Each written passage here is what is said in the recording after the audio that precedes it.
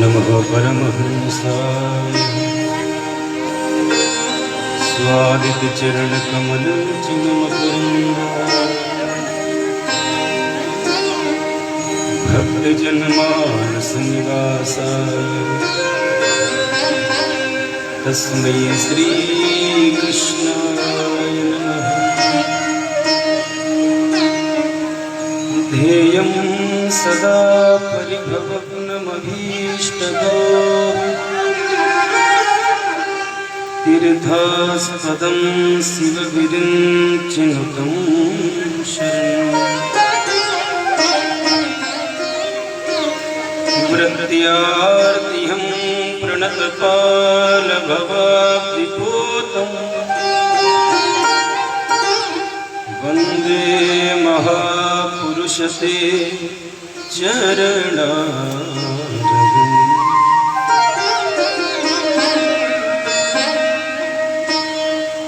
माता रामो मतपिता रामचन्द्रः स्वामी रामो मत्सखा रामचन्द्रः सर्वस्वं मे रामचन्द्रो दयालु नान्यं जाने नैव जाने न जाने। गंगातरंगरमणीयजटाकलापं गौरी निरंतर विभूषितवान् नारायण प्रियमनंगमदापहारं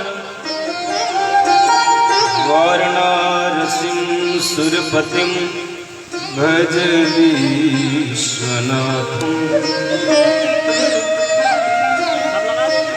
यत्र यत्र रघुनाथकीर्तनं तत्र तत्र कृतमस्तकाञ्जलि वास्तुवारि परिपूर्णलोचन मारुतिं नमत राक्षसान्। गुरुर्ब्रह्मा गुरुर्विष्णुः गुरुर्देव महेश्वरः गुरुर्साक्षात् परब्रह्म तस्मै श्री गुरवे नमः। त्वमेव माता च पिता त्वमेव बन्धु च सखा त्वमेव विद्या द्रविणं त्वमेव सर्वं मम देव देव। कृष्णाय वासुदेवाय श्रीहरये परमात्मने प्रणतक्लेशनाशाय श्रीगोविन्दाय नमो।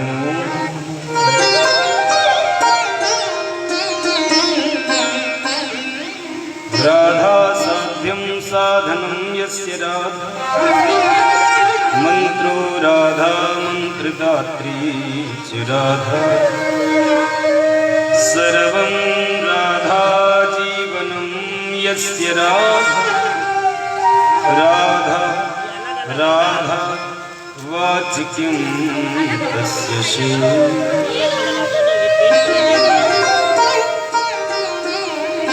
जय जय श्री राधा रमण जय जय नवल किशोर जय गोपी चित चोर प्रभु जय जय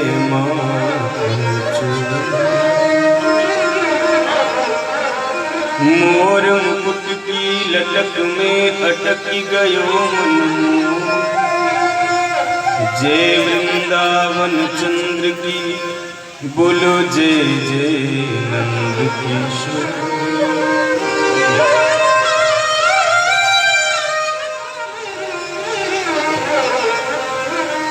मन में है बसी बस चाह यही, प्रिय नाम तुम्हारा पुकारा करूं। मन में है बसी बस चाह यही, प्रिय नाम तुम्हारा पुकारा करूं। बिठला के तुम्हें मन मंदिर में, मन मोहन रूप निहारा करूं। भर के दृग पात्र में प्रेम का जल, भर के दृग पात्र में प्रेम का जल, पद पंकज नाथ पखारा करूं। बन प्रेम पुजारी तुम्हारा प्रभु, मैं आरती नित्य उतारा करूं। बन प्रेम पुजारी तुम्हारा प्रभु, मैं आरती नित्य उतारा करूं। मुख सूख गया जब रोते हुए, तब अमृत जल बरसाया तो क्या। जब भव सागर में डूब गया, तब नाव किनारे लगाया तो क्या। जब लोचन बंद हमारे हुए, तब निष्ठुर तू मुस्काया तो क्या। ये जीवन ही न रहा जग में, तब आकर दरस दिखाया तो क्या। ये जीवन ही न रहा जग में, तब आकर दरस दिखाया तो क्या। जय मीरा के गिरधर नागर, जय तुलसी के राम, जय नरसी के सावरिया, जय सूरदास के। सुमेरी मैं निर्बल के बलराम, सुमेरी मैं भक्तों के भगवान। बोलिए श्रीमद् भागवत महापुराण की जय हो। वृंदावन बिहारी लाल की जय हो। भक्त वत्सल भगवान की जय हो। द्वारिकाधीश की जय हो। नैमिषारण्य तीर्थ की जय हो। गंगा यमुना गोमती की जय हो। गुरुदेव जी महाराज की जय हो। अपने माता पिता की जय हो। पूज चरण श्री गुरुदेव भगवान की जय हो। नमः पार्वती पतये हर हर महादेव, हर हर महादेव, हर हर महादेव।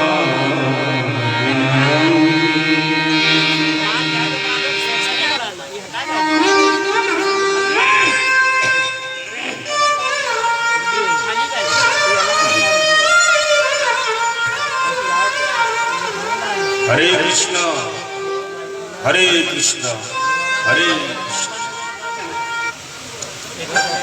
ओम नमो भगवते वासुदेवाय, ओम नमो भगवते वासुदेवाय, ओम नमो भगवते वासुदेवाय।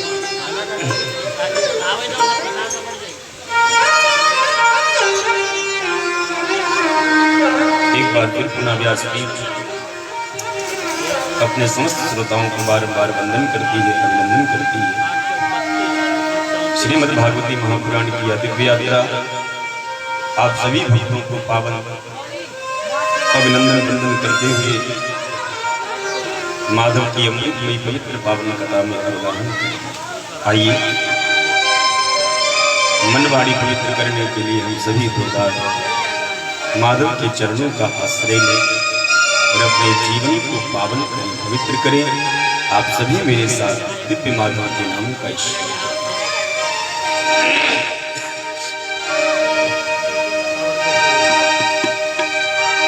हे प्रभु मुझे बता दो,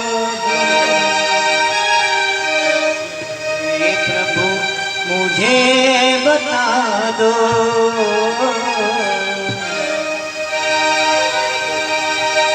हे प्रभु मुझे बता दो,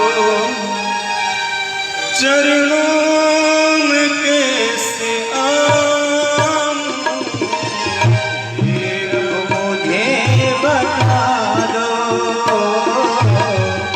हे प्रभु मुझे बता दो, चरणों में कैसे माया के बंधनों से, माया के बंधनों से, माया के बंधनों से,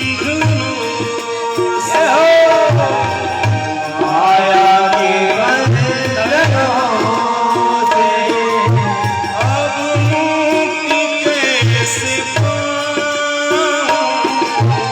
हे प्रभु मुझे बता दो, हे प्रभु मुझे बता दो, हे प्रभु मुझे बता दो, ना जानू कोई पूजन, अज्ञान हूँ मैं भगवान। जानू कोई पूजन, नादान हूँ मैं भगवान। ना जानू कोई पूजन, अज्ञान हूँ मैं भगवान। नादान कोई पूजन, अज्ञान हूँ मैं भगवान। करना कृपा कृपा, क्या बात है, जय हो। करना कृपा कृपा दो, करना कृपा कृपा, करना कृपा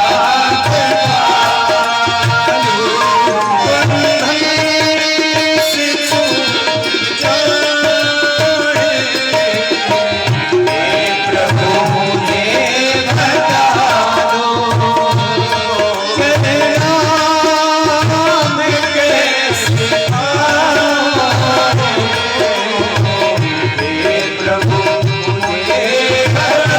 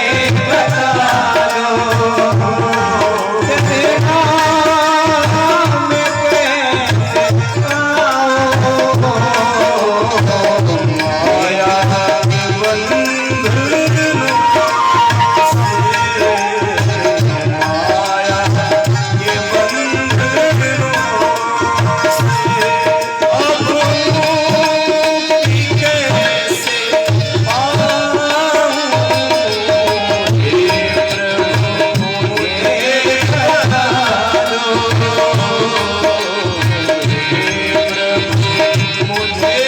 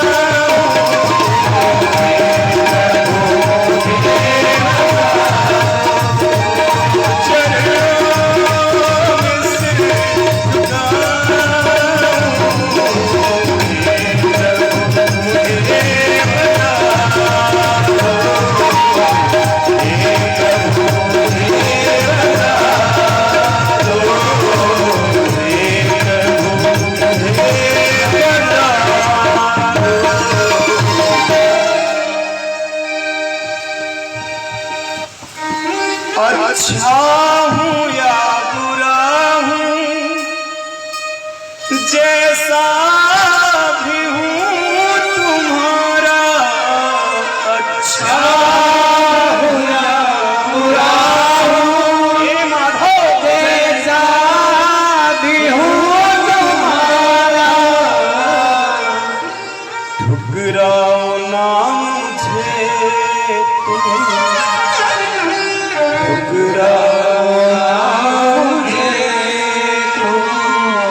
चरणों में सिर झुकाऊं,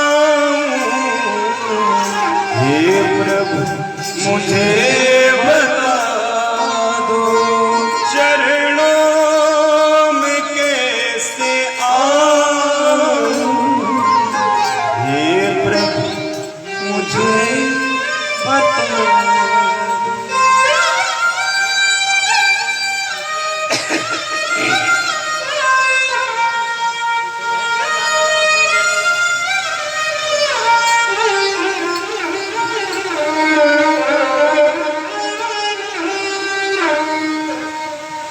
शुक्रताल की पावन रात पर विद्यमान पूज्य प्रातः स्मरणीय आदरणीय नित्य मंडली, हम सबके आराध्य भागवत के भगवान पूज्य श्री सुखदेव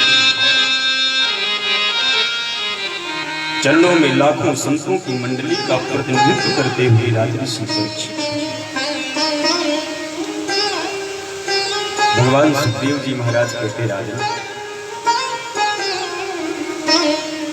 जब धरा के ऊपर अत्याचार, दुराचार, पापाचार, लोकाचार ये सब बढ़ने लगता है तो धरती अकुला जाता है, पृथ्वी बड़ा परेशान होता है।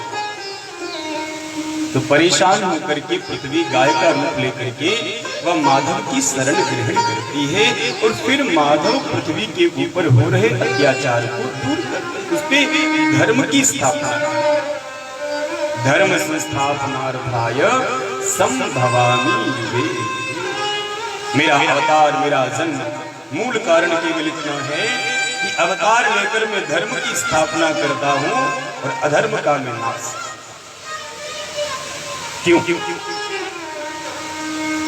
हम जितने भी पाप करते हैं इस पृथ्वी के ऊपर ही तो करते हैं, इसीलिए जब पृथ्वी के ऊपर कोई मंदिर बनता है तो पृथ्वी खुश होता है। इस पृथ्वी के ऊपर जब भागवत की, रामायण की चर्चाएं बैठ करके लोग सुनते हैं तो यह पृथ्वी धन्य हो जाती है, इसे सुख प्राप्त होने लगता है। और इसी पृथ्वी के ऊपर जब अत्याचार, दुराचार, पापाचार ये सब बढ़ने लगता है तो यह पृथ्वी अकुला जाती है, ये माधव की शरण करती है। इसलिए कोई भी पाप कर्म करने से पहले तुम ये जरूर सोचो कि यह पृथ्वी मेरी माँ के ऊपर, माँ के वक्षस्थल पे पुत्र पैर रखे और पाप करे तो यह माँ की ममता के लिए कठोर, माँ की ममता पे आघात।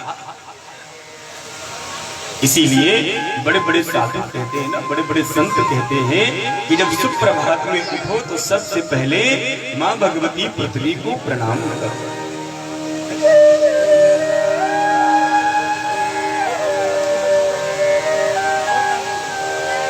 समुद्र वसने देवी पर्वत स्थिति मंडल,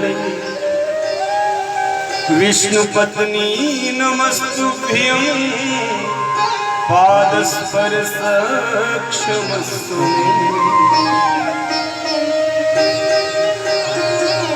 हे माँ, मैं आपके ऊपर अपना चरण रखने जा रहा हूं। हे माँ, अब मैं जागृत अवस्था में दिन भर भ्रमण करूंगा, आपके ऊपर मेरे ये कठोर कदम पड़ेंगे तो हे माँ पृथ्वी, मैं आपका पुत्र हूँ, आप नाराज मत हो। जब कोई नादान पुत्र माँ की गोद में कुछ मल मूत्र भी कर देता है तो माँ नाराज नहीं होती। क्यों? माँ के हृदय में पुत्र के प्रति ममता अघोर भरी हुई। इसलिए माँ भगवती पृथ्वी को प्रणाम करो और अपने पाप मत करो इसके ऊपर। क्यों? ये जब पाप से ओतप्रोत होती है तो यह माधव की शरण ग्रहण करती है और फिर माधव पृथ्वी के ऊपर हो रहे अत्याचार, दुराचार, पापाचार को दूर करने के लिए वह प्रकट होते हैं अवतार। भगवान सुखदेव कहते राजन, पृथ्वी ने गाय का रूप धारण किया, वासुदेव ब्रह्मा जी से बात करते, दुखी मन हो जाता है पृथ्वी का ऊपर। क्यों? पृथ्वी के ऊपर कंस, अकासुर, बकासुर, धेनुकासुर, अरिष्टाकेशी, ये पूतना, इतने बड़े बड़े राक्षस प्रकट हुए हैं। तो अत्याचार बढ़ा, दुराचार बढ़ा, पापाचार बढ़ा। तो मां भगवती पृथ्वी ने गाय का सहज रूप धारण किया। क्यों? क्योंकि दुनिया में गाय से ज्यादा सरल कोई है नहीं, ये भी सच है। इसीलिए जब व्यक्ति की करुणा की परिभाषा दी जाती है तो कहा जाता है कि ये गाय वाले स्वभाव के हैं, इनका स्वभाव बिल्कुल गैया जैसा है। गैया मतलब बड़ा कोमल है इनका स्वभाव, ये बिल्कुल गाय है, इनको मारो मत, इनको परेशान मत करो, ये बहुत संत है, ये गाय है। अरे गौर भूत्वा प्रमुखी खिन्न क्रंदती करुणा विभो उपस्थितांकिते तस्मिन् हरेश्चंद मदा। मां भगवती पृथ्वी माधव के चरणों में अस्त्रपात करने लगी है। प्रभु, मेरे ऊपर अत्याचार, दुराचार, पापाचार ये सब बढ़ रहा है। अगर अतिशीघ्र आपने जन्म लेकर मेरे ऊपर हो रहे अत्याचार को दूर नहीं किया तो मैं रसातल में चल जाऊं। आप प्रकट हो जाइए, प्रकट हो जाइए। भगवान ने पृथ्वी को कहा, पृथ्वी तू धैर्य रख, मैं तेरे ऊपर अवश्य प्रकट हो जाऊंगा। तेरे ऊपर हो रहे अत्याचार, दुराचार, पापाचार को मैं दूर कर। गिरम समाधो गगने समीरितम निसम्य वेदास्त्रिदशानु आचह गाम पौरुषिं मे स्मृतामरा पुनर् विधीयतामासु तथैव माचिरम्। तत्र गत्वा जगन्नाथ देवदेव वृषाकपिं पुरुषं पुरुष सुतेन उपस्थिते असमाहिता। गिरम समाधो गिरम। हे पृथ्वी, तुम अकुलाना मत, तुम परेशान मत होना। मैं अतिशीघ्र प्रकट होकर तुम्हारे ऊपर हो रहे अत्याचार, दुराचार, पापाचार को मैं दूर करूंगा, उसे मैं नष्ट करके तुम्हारे ऊपर एक धर्म की स्थापना करूंगा। ये मेरा तुमसे वचन। ब्रह्मा जी ने पूछा, प्रभु आप कहां पर आएंगे प्रकट होकर के? तो भगवान आकाशवाणी करते हैं कि मैं कहां प्रकट हो जाऊंगा। वसुदेव गृहे साक्षात् भगवान पुरुष पर जनिष्यते यत् प्रतीयार्थं संभवन्तु सुरस्त्रिया। विष्णोर्मायां भगवती ययः सम्मोहितं जगत् अधिष्ठा प्रमुणास्येन कार्यार्थे संभविष्यति। चिंतित मत होना, मैं कहाँ आऊंगा? वसुदेव गृहे साक्षात्, मैं वसुदेव जी के घर में उनकी पत्नी देवकी के गर्भ से अवतार लूंगा और तुम्हारे ऊपर हो रहे अत्याचार, पापाचार, दुराचार को मैं दूर करूंगा। एक बात बता, आप सब ध्यान दो कथा में कि भगवान कह रहे हैं कि मैं देवकी के घर में उसके गर्भ से जन्म लूंगा। यही कथा है ना कि मैं देवकी के, वसुदेव के घर में उनकी पत्नी देवकी के गर्भ से अवतार लेकर पृथ्वी का दुराचार में दूर करूंगा। और इस श्लोक में भी यही चीज लिख रहे हैं, वसुदेव गृहे साक्षात्। गृहे घर में, देवकी के घर, देवकी के घर में देवकी के गर्भ से मैं जन्म लूंगा। तो संतों ने पूछा कि ये बात तो झूठ है, कैसे?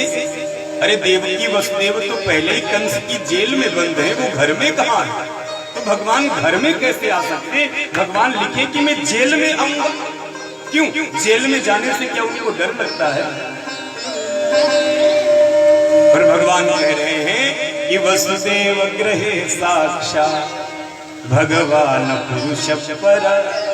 मैं देवकी के घर में उसके गर्भ से जन्म लेकर के तुम्हारे ऊपर हो रहे अत्याचार, दुराचार, पापाचार को मैं रोकूं। तो संतों ने पूछा, ठाकुर जी देवकी वसुदेव तो पहले से कंस की जेल में बंद है, तो आप अवतार उसके घर में कैसे लोगे?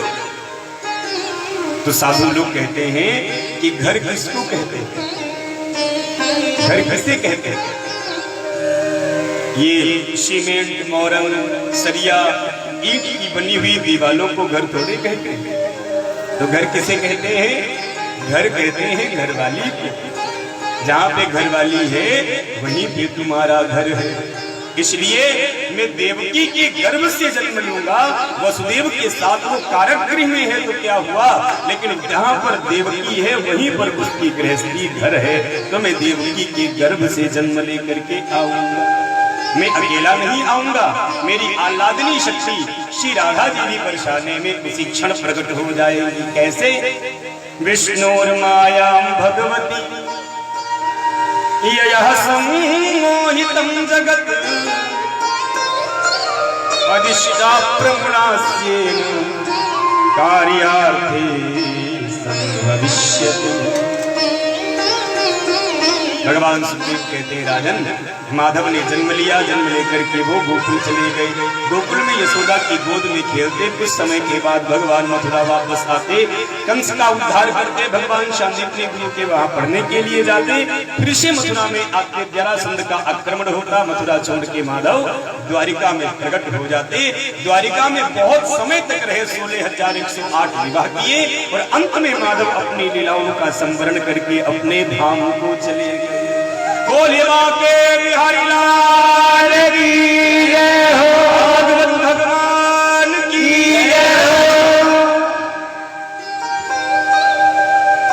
परीक्षित ये है कृष्ण का। परीक्षित ने कहा, गुरुदेव हो गई कथा? हाँ, मैंने तुम्हें अभी तो सुना दी पूरी कथा। परीक्षित ने कहा, गुरुदेव ये कैसी आपकी कथा थी? चटमंगनी पड़ गया, समझने में ही नहीं मौका मिल गया। आप कोई विस्तृत रूप से थोड़ी कथा कहिए ना।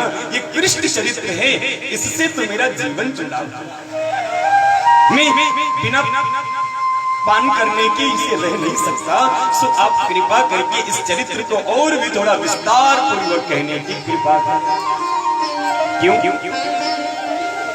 मैंने अभी तुम्हें पूरा कृष्ण चरित्र सुनाया तो तुम कह रहे हो कि अब ज्यादा विस्तार करें। परीक्षित, तुम बार बार ये क्यों कह रहे हो कि तुम्हें कृष्ण चरित्र सुनना है, तुम्हें कृष्ण चरित्र सुनना है? अरे परीक्षित, तुम 4 दिन से एक आसन पे बैठ के कथा का रसपान कर रहे हो। एक ही आसन से बैठे हो, न उठते हो, न बैठते हो, न चलते हो, न फिरते हो, न सोते हो, न खाते हो। बस एक आसन से बैठ के तुम श्रीमद् भागवत कथामृत का पान किए जा रहे हो। तो मेरे मन में होता है कि तुम थोड़ा आराम कर लो, थोड़ा सा विश्राम, थोड़ा सा डिनर कर लो, थोड़ा सा जलपान कर लो, फलाहार कर लो, थोड़ा गंगा का जल पी लो, उसके बाद कथा सुनना। परीक्षित ने कहा, गुरुदेव मैं ऐसा नहीं कहता कि मैंने भूख पे प्यास पे विजय पाई है, नहीं। लेकिन गुरुदेव एक बात बताओ, जिस व्यक्ति को रसगुल्ला खाने को मिले तो वह गुड़ खा के अपना मुंह क्यों खराब करे? मुझे भूख भी लगती है, प्यास भी लगती है, निद्रा भी लगती है, तंद्रा भी लगती है, लेकिन जब मैं कृष्णामृत का पान करता हूँ तो संसार की कोई ताकत मुझे रोक नहीं पाती। मुझे भूख प्यास कुछ नहीं लग रही। क्यों? मैं कृष्णामृत का पान कर रहा हूँ। मैं पावन कृष्ण चरित्र को सुनना चाहता। मुझे सुनाइए, मुझे सुनाइए। सुखदेव जी कुशल श्रोता को पाकर के गदगद होते और सुखदेव जी महाराज राजर्षि परीक्षित को सादर धन्यवाद देते। ऐसे सम्यक व्यवस्थिता बुद्धिया तब राजर्षि सप्तमा वासुदेव कथायान्ते यज्ञाता नैष्ठिकी। राजन, तुम्हारी बुद्धि नैष्ठिकी बाल बुद्धि हो गई है। क्यों? इस बुद्धि में अब संसार नहीं, अब संसार के मालिक आकर के बैठ गए। इसलिए यज्ञाता नैष्ठिकी रति ही वासुदेव कथा कृष्ण पुरुषा स्त्री पुनाति वक्तारं प्रयक्ष श्रोस्तस्मात् तत्पादसलिलं यतः। राजन, तुम्हें क्या पान करना है? प्रभु हमें कृष्णामृत का पान कराओ, हमें कृष्णामृत का पान कराओ, हमें गोविंद की पावन मंगल में मधुर कथा का रसपान कराओ, रसपान कराओ, रसपान। परीक्षित रोने लगे हैं सुनने के लिए कि गुरुदेव मुझे कृष्णामृत का पान कराओ, वरना मेरे प्राण बीच में ही कहीं न उड़ जाए। एक अविरल धारा प्रवाहित है, अगर वह धारा बीच में मध्य में रुक जाती है तो प्यासा व्यक्ति बिना पिए ही अपने प्राण छोड़ देता है। गुरुदेव मुझे कृष्णामृत का पान कराइए, मुझे भागवतामृत का पान कराइए, मुझे गोविंद चरितामृत का पान कराइए। सुखदेव जी बड़ा गदगद हो। मेरे प्रिय भाई बहन, सुखदेव जी ने पूछा, राजन तुम बार बार कह रहे हो हमें कृष्णामृत पिलाओ, हमें कृष्णामृत पिलाओ, आखिर कृष्ण से क्या तुम्हारी कोई रिश्तेदारी है? तुम बहुत देर से कह रहे हो हमें भागवतामृत पिलाओ, हमें भागवतामृत पिलाओ, तो क्या भागवत से तुम्हारा कोई संबंध है? तुम बहुत देर से कह रहे हमें कृष्णामृत पिलाओ, हमें कृष्णामृत पिलाओ, तो क्या कृष्ण से तुम्हारा कोई संबंध है क्या? परीक्षित कहते गुरुदेव एक संबंध हो तो मैं बताऊं, मेरे तो माधव के साथ में बहुत से संबंध हैं। पहला तो ये संबंध है कि उसकी बनाई हुई दुनिया में हम रह रहे हैं, यही सबसे बड़ा धन। उसके द्वारा बनाई गई सृष्टि का हम उपभोग कर रहे हैं, यही सबसे बड़ा संबंध। दूसरा सबसे बड़ा संबंध है कि वह परमात्मा है, मैं उसकी निज आत्मा। ईश्वर अंश जीव अविनाशी, चेतन अमल सहज सुख राशि, सो माया बस भयउ गोसाई, बंधे की उमर कट की नाई। एक संबंध हो तो मैं क्या बताऊं, माधव मेरे परिवार के रक्षक हैं, माधव मेरे वंश कुटुंब के रक्षक हैं, माधव मेरे दादा परदादाओं के रक्षक हैं, माधव मेरे परिवार के पावन सृष्टिकर्ता हैं, माधव से मेरे बहुत। एक बात पता है आपको, जब मैं माँ के गर्भ में था तो अश्वत्थामा ने मुझे भस्म करने के लिए ब्रह्मास्त्र का उपयोग किया। तो मेरी माँ उत्तरा दौड़ती दौड़ती युगल चरणारविंदों की ओर भागी और जाकर के रोने लगी कि हे माधव, मेरे गर्भ में ये पांडवंश का आखिरी बीज फल रहा है, अगर कहीं आपने इसे नहीं बचाया तो आपके द्वारा लगाया गया ये पांडवंश का वृक्ष नष्ट हो जाए। आप रक्षा करें, रक्षा करें, रक्षा। मेरी मां उत्तरा के करुण पुकार पे माधव एक रूप लेकर के मेरे साथ मेरे गर्भ में प्रकट हुए। इसलिए एक रिश्ते में माधव मेरे भ्राता भी होते, क्यों? हम दोनों एक ही माँ के गर्भ में रहे, इसलिए माधव मेरे गुरु भी हैं, माधव मेरे पिता भी हैं, माधव मेरे भगवान भी हैं, माधव मेरे सखा भी हैं, माधव मेरे परिवार के ड्राइवर भी हैं, माधव मेरे परिवार के चालक भी हैं, माधव मेरे परिवार के सेवक भी हैं, और माधव मेरे सबसे बड़े प्रियतम जीवन के साथी भी हैं। इसलिए हमें कृष्णामृत पिलाओ, कृष्णा। कितने संबंध हैं मेरे। पिता महामय समरे नमन जनई, देवावृताद्यास्तिरथैस्तमंगलै, दुरत्ययं कौरव सैन्य सागर, कृत्वा परं वत्सपदं समं कृतः। दौण्यस्त्रिया विप्लुमिदं मृदंगं, शन्तानबीजं कुरु पाण्डवानां, जुगुपकुक्षिं गत आतचक्रो, मातुस्समेया शरणं गतायः। इसलिए मातुस्समेया शरणं गतायः, माधव मेरे रक्षक हैं, मेरे परिवार के रक्षक, मेरे वंश कुटुंब के रक्षक हैं। इसलिए आप मुझे कथा सुनाइए, माधव की पावन मुझे कथा सुनाइए। दिव्य पावन श्रोता को आकर के सुखदेव जी गदगद हुए और परीक्षित से कहते, परीक्षित माधव देवकी वसुदेव के गर्भ से जन्म लेते हैं, कारागृह में प्रकट हो जाते हैं, और वसुदेव जी महाराज माधव को गोकुल लेकर के चले जाते हैं। माधव कैसे प्रकट हुए हैं किसी को पता नहीं है, सारा मथुरा नगरी सोया हुआ है।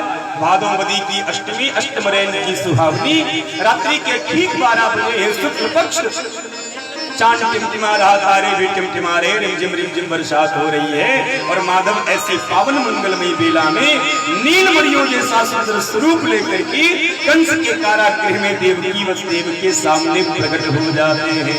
बोले नंदनंदन भगवान की जय, पावन बिहारी लाल की जय। देवकी वसुदेव ने उन्हें प्रणाम किया। कैसे लग रहे हैं? तमद्भुतं बालकमम्बुदीक्षणं चतुर्भुजं शङ्खगदायुधायुधं श्रीवत्सलक्ष्मङ्गलकौस्तुभस्त्रियं पीताम्बरं सान्दपयोधसौभगम्। एक बार वो माधव को देख करके देवकी वसुदेव भी चकित हो गए कि ये कौन आए। शंख चक्र गदा पद्म धारण किए हुए नीलमणियों जैसा सुंदर चमकता हुआ जिनका स्वरूप है, भक्त को एक ही दृष्टि से जो अपनी ओर मोहित कर सकते हैं, ऐसे पवित्र पावन कल्याणकारी माधव अपना दिव्य स्वरूप लेकर मथुरा में प्रकट हो जाते हैं। रूपम यद्दत् प्राहुरव्यक्तमाद्यम् ब्रह्म ज्योतिर्निर्गुणं निर्विकारं सत्तामात्रं निर्विशेषं निरीहं साक्षात् विष्णुराध्यात्मदीपः। जीव के जीवन के अंधकार को दूर करने के लिए साक्षात विष्णुराध्यात्म दीप अखंड ज्योति का रूप लेकर के माधव प्रकट हो जाते हैं। रात्रि में पूरा कारागृह सोया हुआ है, चर अचर सब लोग विश्राम कर रहे हैं। बंदी गृह में सब बड़े प्रेम से विश्राम आनंद के साथ में वह अपने जीवन को अनुभवित कर रहे हैं।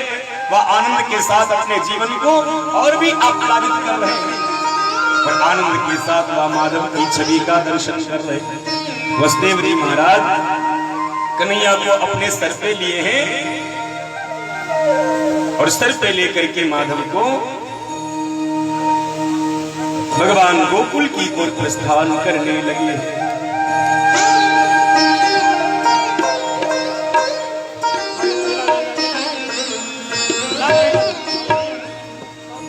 ब्रह्म यशोदा के घर आया,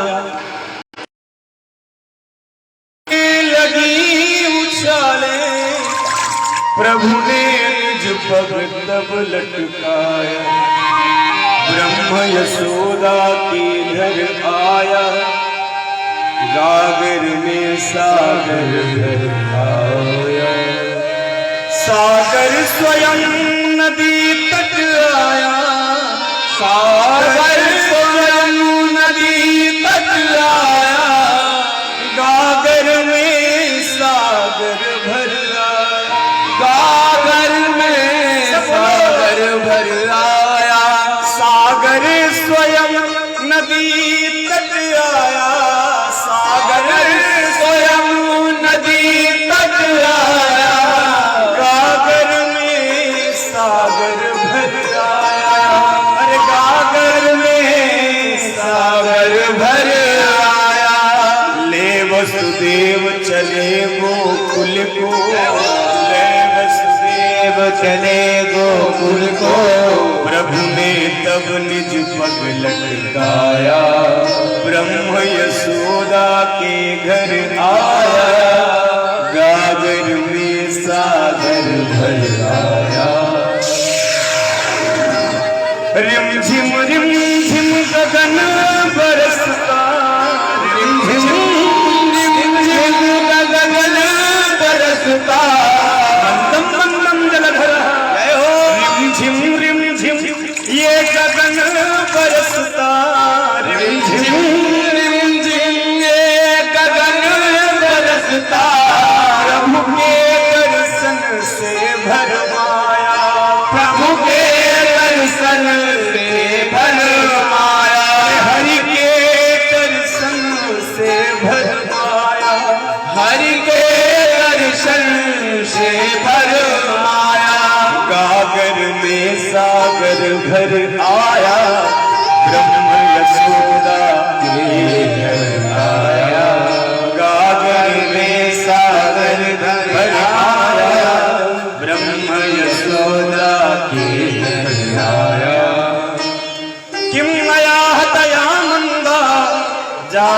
खलु तवान्तकृत यत्र क्वावः पुत्रमान् हिंसे कृपणान्। माधव कैसे लग रहे? दिव्य पावन मंगल में उनका स्वरूप देख करके गगन मंडल में चांद तारे भी शर्माने लगे, उमड़ घुमड़ करके बादल भी रिम रिम रिम रिम रिम रिम धम धम धम धम करके बरसात। शेष जी आकर के माधव का छत्र समर्पित करते, शेष जी माधव की दिव्य पावन महिमा का शेष जी ने माधव के सामने अपने छत्र को समर्पित कर दिया है, अपने आप को समर्पित कर दिया है। वह माधव के रूप में अदृश्य हो गए। रूपम यत् प्राहुरव्यक्तमाद्यं ब्रह्म ज्योतिर्निर्गुणं निर्विकारं सत्तामात्रं निर्विशेषं निरीहं साक्षात् विष्णुराध्यात्मम्। नष्टे लोके विपराधावसाने महाभूतेष्वादिभूतिं गतेषु विश्वं विश्वं वक्तवेदेन विश्वं महत्सेवं वासुदेवं नमामि। दुनिया के दूर करने वाले, पावन प्रताप को नष्ट करने वाले माधव भक्तों की आकांक्षा, भक्तों की मनोकामनाओं की पूर्ति के लिए ब्रजमंडल के पावन क्षेत्र में प्रकट हो जाते हैं। बोले वृंदावन बिहारी लाल की, सन भगवान की, नाधीश की, कृष्ण प्यारे की। इधर गोकुल गांव के राजा का नाम है नंद बाबा, और नंद बाबा की पत्नी को नाम है यशोदा। तो बुढ़ापे आए गए हैं, दोनों बूढ़े हो गए, दोनों वृद्ध हो गए, दोनों बूढ़े हो गए हैं, लेकिन अभी तक कोई संतान सुख तो उनको मिला ही। क्या करें?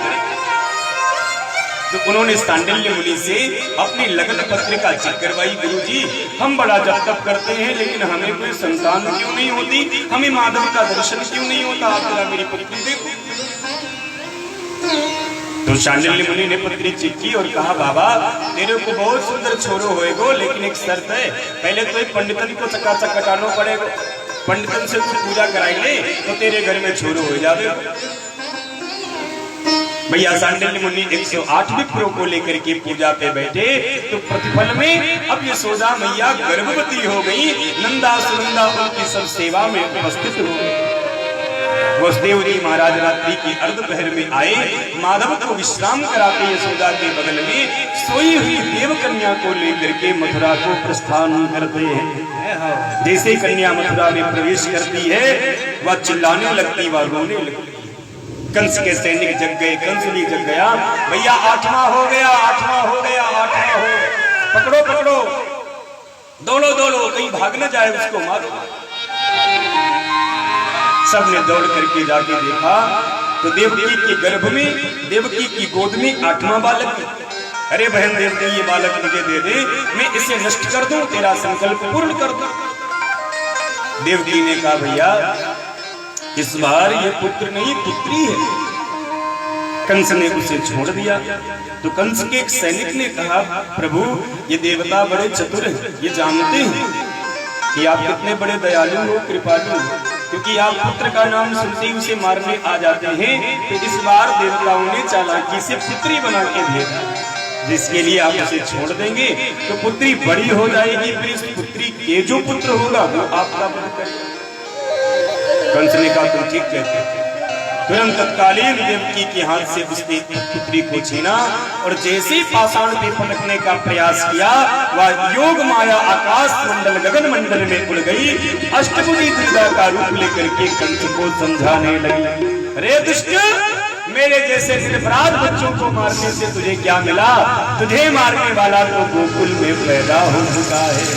माँ कहाँ पे हो चुका है ये नहीं बताऊंगी, लेकिन तुझे मारने वाला गोकुल में पैदा हो चुका है। नंद गोप गृहे जाता यशोदा गर्भ संभव ततस्तो नास्तयिष्यामि विंध्याचल निवासिनी। वह योग माया से देवी विंध्याचल में प्रवेश करती।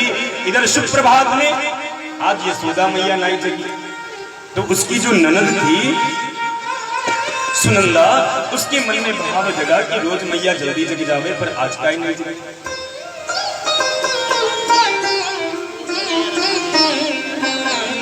उसने जाकर के देखा आज मैया घोर निद्रा में सोई हुई, उसके बगल में छोटो से लाला सोया। उसने हरिशरणम हरिशरणम हरिशरणम कह करके जैसी चदरिया उठाई तो उसे नंदलाल का दर्शन मिल गया। बोलिए नंद के लाला की जय हो, नंद के लाला की जय हो, राम प्यारे की जय हो।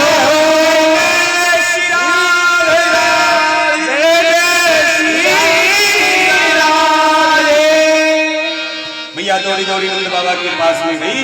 नंद बाबा गौशाले में हाथ में माला लेकर के जब कर रहे ध्यान, अरे भैया बधाई दो। अरे बाबरी किस बात की तुम्हें बधाई दे? अरे भैया तुमने जो ब्राह्मण जिमाए, आपने जो यज्ञ किया, आपने जो अनुष्ठान किया, उन सबका प्रतिफल आज तुम्हारे घर में छोटो सो लाला भयो है। लाला की बात को सुनते ही 75 बरस के बाबा 16 बरस के हैं कि मेरे घर में बुढ़ापे में छोरो भयो है। यमुना में स्नान कियो, काजल लगायो, पगड़ी पहनी, डंडी ली। अरे ब्रजवासी छोरा ने गोकुल गांव में ढिढोरा तो पीटो। ब्रज राजा के घर में ब्रज के महाराजा का प्राकट्य हुआ। पूरे गोकुल गांव में चर्चा फैल गई। जितनी भी गोपी ग्वाल थी सब दौड़े दौड़े प्रकट हो गए। नंद बाबा सबसे पहले अपने गुरु जी के पास ले गए। क्यों? जब पुत्र नहीं था तब भी गुरु काम आया है ना, और अब पुत्र हो गया तब भी गुरु काम आया।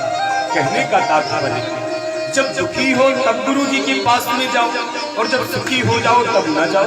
ये तो स्वार्थ है ना, ये भक्ति, ये विश्वास तो नहीं। जब तुम दुखी मन से गुरु के पास जाते हो तो वह दुख टल जाने के बाद भी तुम्हें गुरु की शरण में जाना चाहिए।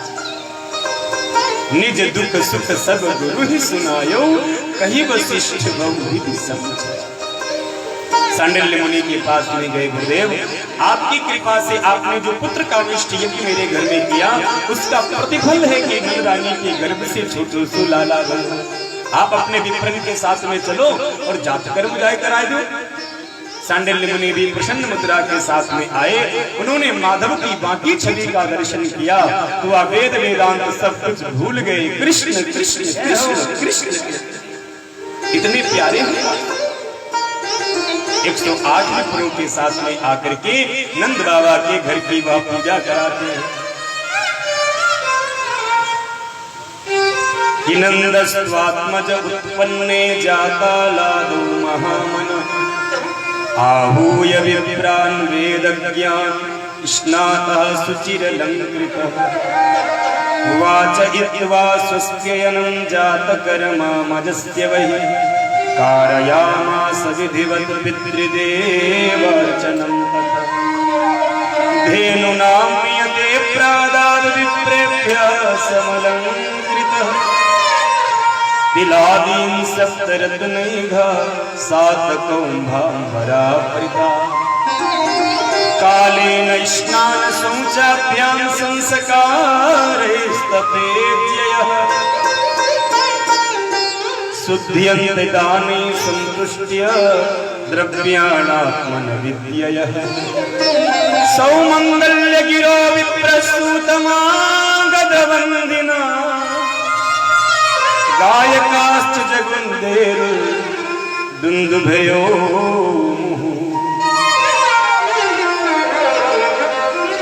व्रजा संपृष्ट संसिद्धे द्वारा चिरगृहान्तरः चित्रध्वज पताकास्त्र चैरपल्लवतोरणम्।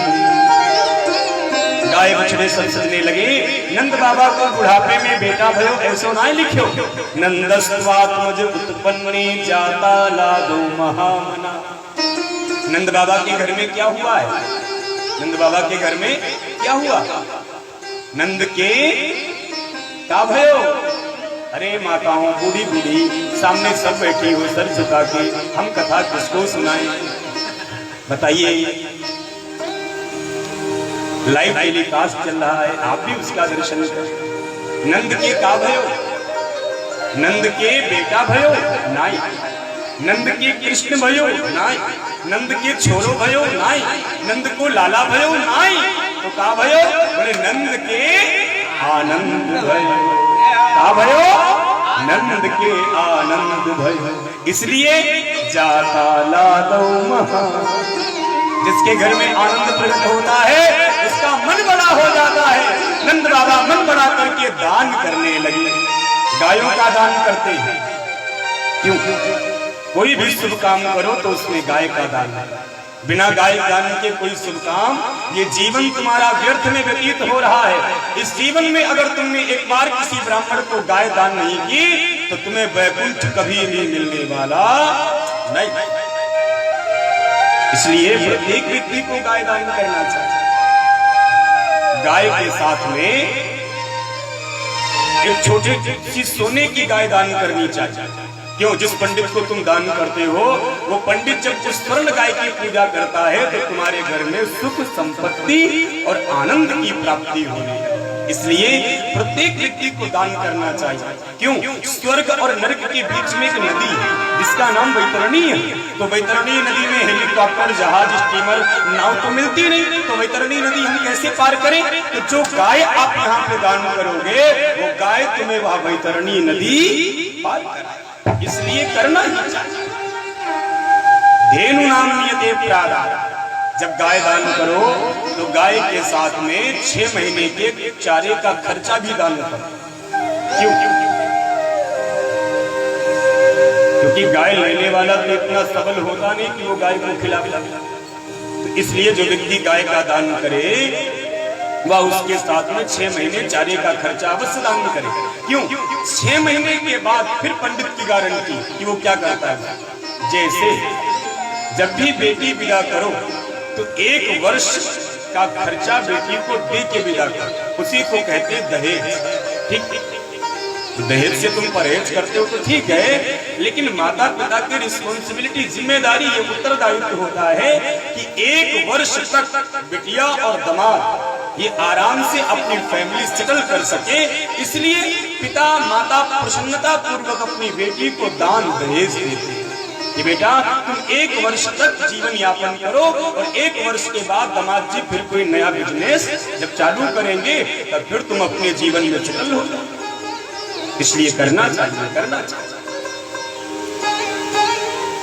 नंद बाबा सबको दान कर रहे हैं।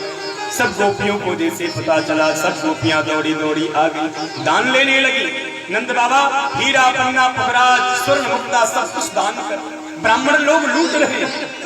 एक ब्राह्मण एक दरवाजे पे पीतल के बर्तन लूट रहे थे, लूट लिया, बोरे में भर लिया, चल दिया।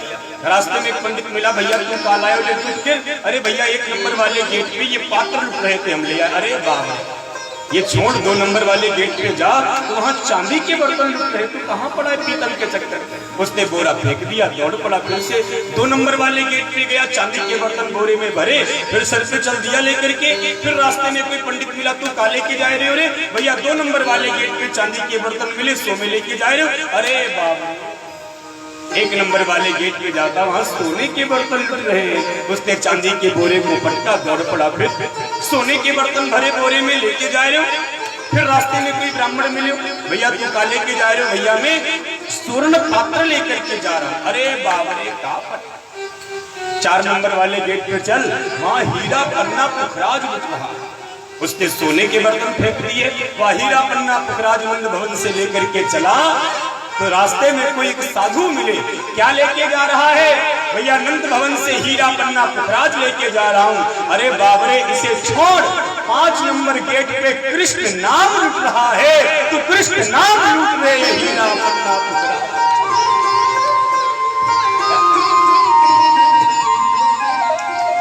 रे मन कृष्ण नाम कह लीजिए, रे मन कृष्ण नाम कह लीजिए।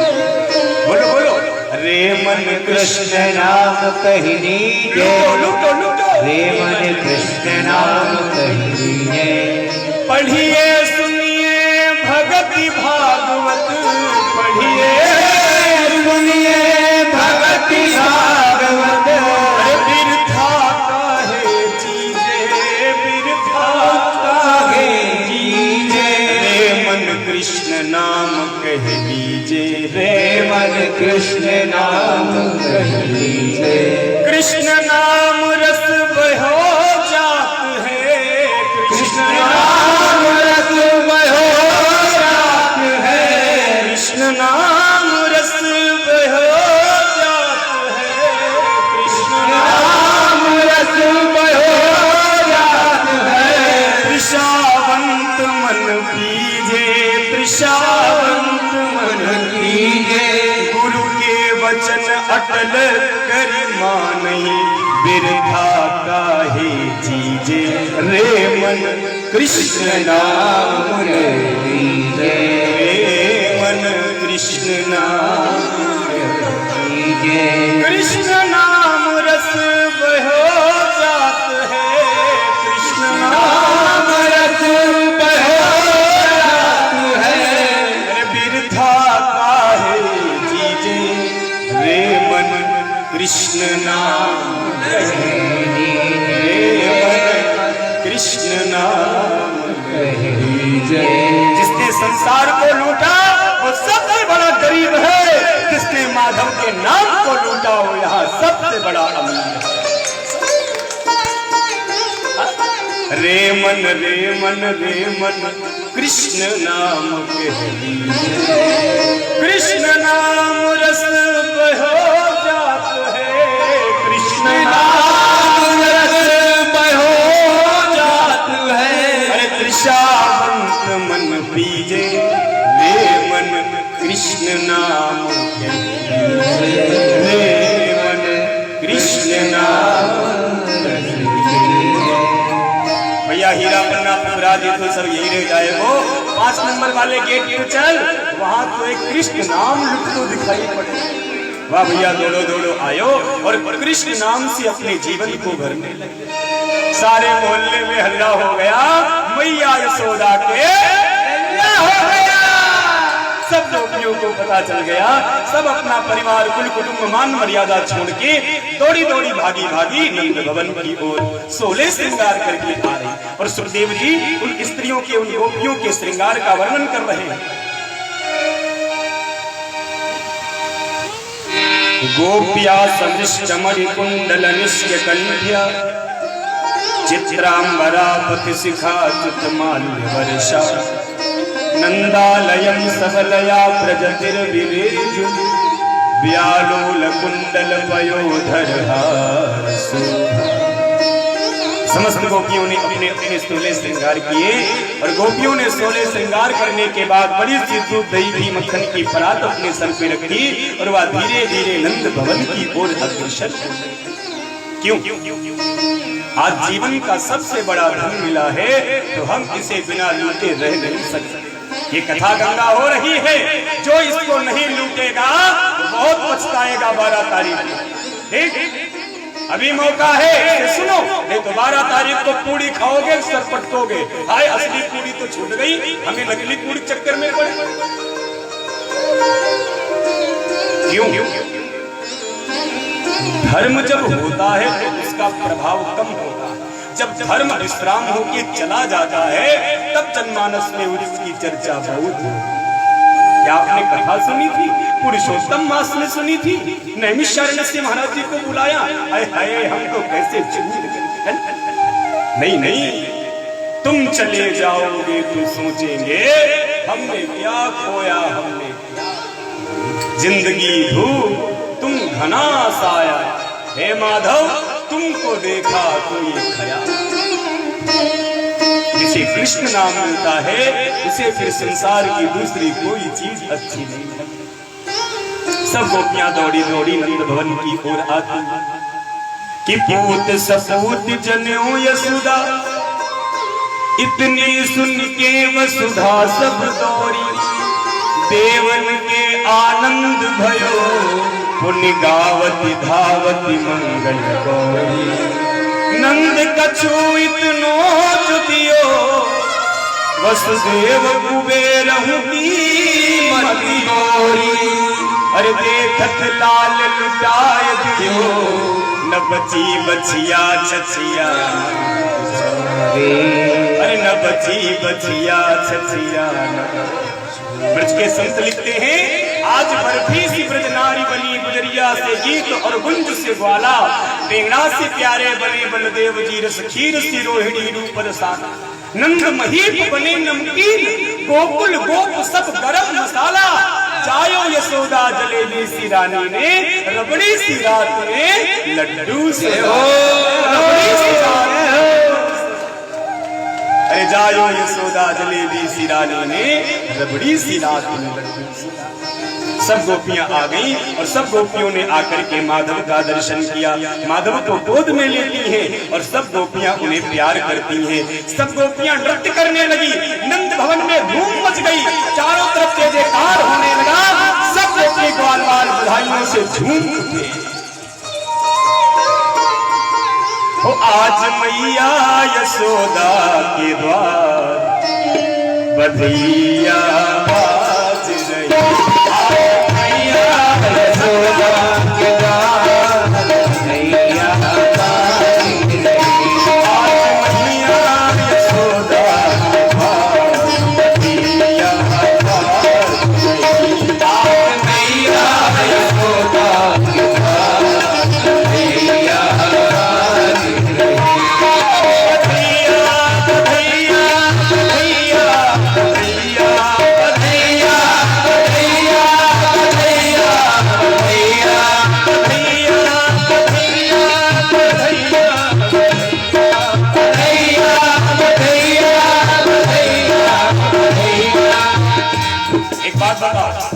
यहाँ माधव की गोपी कितनी बैठी हुई रहा। जो गोपी बन के आए हैं वही माधव का दर्शन पाएंगे और जो बहुरिया बन के आए हैं वो अपने घर जाए। यहाँ गोपी का काम। तो जितनी गोपी बैठी है वो सब जरा हाथ उठाएंगे। जितने ग्वाल बाल बैठे हो जरा हाथ उठाएंगे। नंद बाबा नृत्य करेंगे। लाला के दर्शन आप सबको होंगे। मेरे साथ जरा ताली बजा दो। बधैया बधैया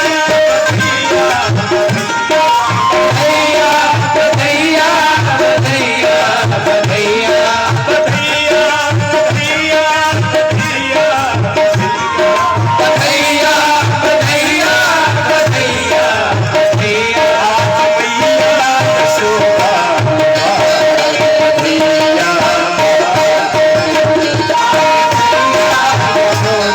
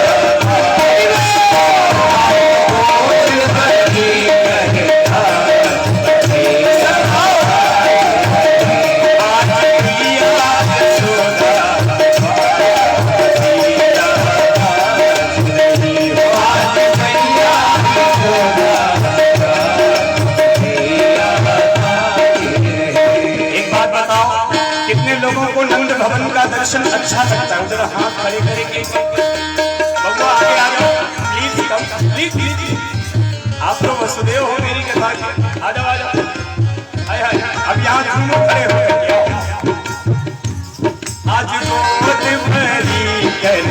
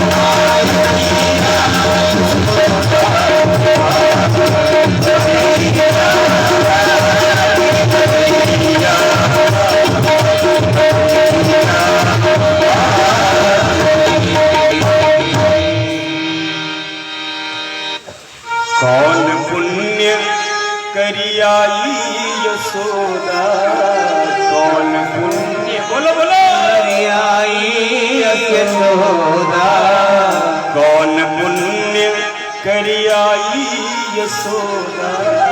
कौन पुण्य करे आई यशोदा। आज गोद भरी करता बधिया बाज रही हो। आज मैया यशोदा की द्वार बधिया बाज रही। एक बार सब लोग ताली बजा दीजिए नंद के लाला की जय।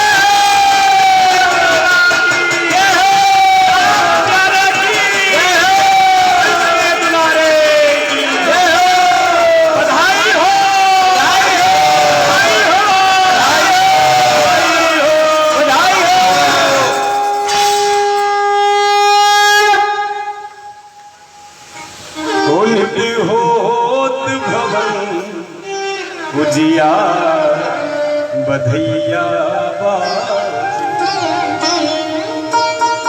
माधव पालने में भूल गए हैं। पूरा ब्रजमंडल नाच रहा है माधव के साथ में। गोपी भी नाच रही, ग्वाल भी नाच रहे। नाचते हुए माधव को जब सब गोपियों ने दर्शन किया तो अमंत्र मुग्ध भगवान सुखदेव जी कहते राजन नंद बाबा को नाचते हुए मैया यशोदा ने कहा अरे बाबा तू कोई नाच रहे? अरे बाबरी मैं काहे ना नाचूं, मैं बुढ़ापे में लाला भयो है तो अब किस बात की चिंता, मुझे तो नाचना पड़ा। अरे बाबा एक बात कोई पता है? क्या बात है? आज महीने की अंतिम तारीख है, आज तुम्हें मथुरा जाना है। महाराज कंस को वार्षिक कर देना है। क्योंकि ब्रजमंडल के सबसे बड़े राजा हैं भोजराज कंस, और ये नंद बाबा वगैरह सब छोटे छोटे राजा हैं। तो छोटे छोटे राजाओं के राज्य में जो होता है वह सब सप्रेम भेंट महाराज भोजराज कंस को देते हैं। वार्षिक कर जिसे हम और आप टैक्स कहते हैं, तो सरकार हम सबसे टैक्स लेती है। क्यों? समय आने पर हमें ब्याज सहित वो वापस भी करती है। तो भोजराज कंस लेते सबसे वार्षिक कर, और वार्षिक कर लेकर के सबका दुख दरिद्र दूर करते।